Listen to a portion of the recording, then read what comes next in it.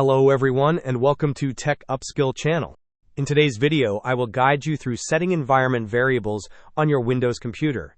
And now let's get started.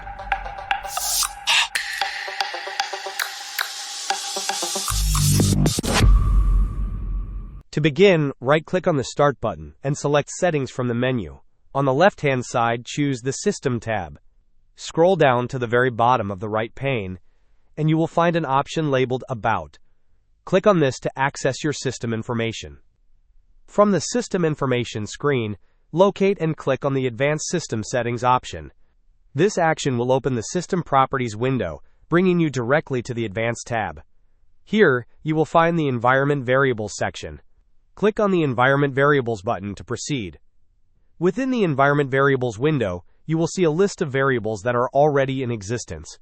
If you wish to add new variables, click on the New button and then input your desired environment variables. You also have the option to browse for them. To edit an existing variable, first select it from the list and then click on the Edit button.